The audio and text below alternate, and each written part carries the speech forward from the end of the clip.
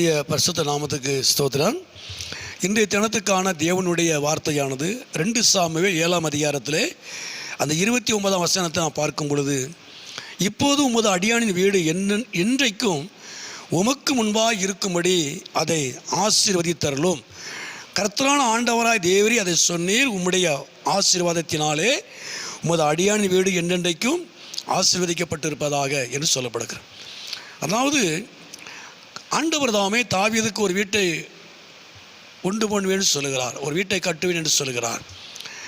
அப்போது தாவீது சொல்லுகிறார், நீர் எனக்கு தருகிற வீடு, நீர் எனக்காய் உண்டு பண்ணுகிற அந்த வீடானது அது உமக்கு முன்பாக இருக்கும்படி நீர் அதை ஆசீர்வதிக்க வேண்டும் என்று சொல்லுகிறான்.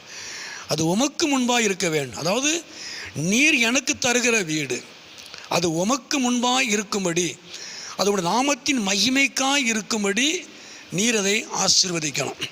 அப்போ இதில் நம்ம என்ன தெரிந்து கொள்ளுகிறோம் அப்படின்னா, தேவன் நமக்கு கொடுக்கிற எந்த காரியமாக இருந்தாலும், தேவன் உங்களுக்கு கொடுக்கிற எந்த நன்மையானாலும், எந்த ஆசீர்வாதமானாலும், எந்த வேலையானாலும் சரி, எந்த பொருளானாலும் சரி, வீடானாலும் சரி, இல்லை ஊழியமானாலும் சரி, கர்த்தர் கொடுக்கிற எந்த ஒரு ஆசீர்வாதமும் அது கர்த்தருக்காக நாம் கொடுக்கணும், கர்த்தருக்காக அதை வைக்கணும்.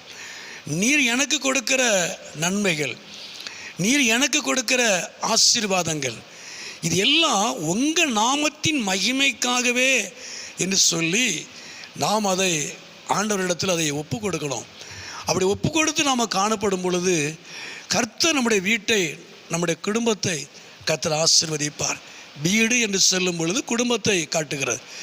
நீர் எனக்கு கொடுத்த குடும்பம், நீர் எனக்கு கொடுத்த வாழ்க்கை, நீர் எனக்கு கொடுத்த வேலை, நீர் எனக்கு கொடுத்த உயர்வு, நீர் எனக்கு கொடுத்த ஊழியம், இது எல்லாமே உம்முடைய நாமத்தின் மகிமைக்காக என்று சொல்லி அதை கர்த்தருக்காக நாம் அதை ஒப்பு கொடுக்கும் பொழுது கர்த்தர் நம்முடைய வீட்டை ஆசீர்வதிப்பார், கர்த்தர் நம்முடைய குடும்பத்தை ஆசீர்வதிப்பார், கர்த்தர் நம்முடைய பிள்ளைகளை கர்த்தர் ஆசீர்வதிப்பார்.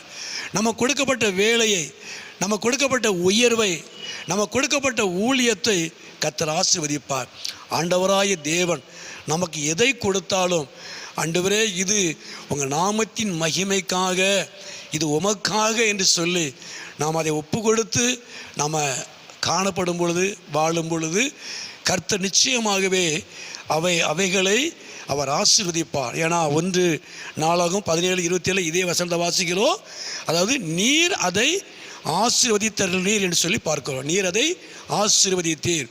நான் ஒப்பு கொடுத்ததை, உன் நாமத்தின் மகிமைக்காக உமக்காக ஒப்பு கொடுத்ததை நீர் அதை ஆசீர்வதித்தீர். கர்த்தர் நாமத்துக்கு மகிமை உண்டாவதாக. இந்த நாட்களில் ஆண்டவர் தாமே நமக்கு எதை கொடுத்தாலும் நம்ம கர்த்தருக்காக, கர்த்தர் நாமத்தின் மகிமைக்காக, இது உமக்காக ஆண்டவரே என்று சொல்லி நம்ம ஒப்பு கொடுக்கும் பொழுது ஆண்டவர் தாமே அதை நமக்கு ஆசீர்வதித்து தருவார், அவர் நாமத்தை மகிமைப்படுத்துவார். ஜெபம் பண்ணோம். எங்களை அதிகமாக நேசிக்கிற நல்ல பிதாவே, அருமையான இந்த நேரத்துக்காக ஸ்தோத்திரம் ஆண்டவரே. இந்த சத்தத்தை கேட்டுக்கொண்டு அருமையான நம்முடைய பிள்ளைகளை, குடும்பங்களை கர்த்தர் ஆசீர்வதிப்பீராக. நம்முடைய நாமத்தை மகிமைப்படுத்தும்.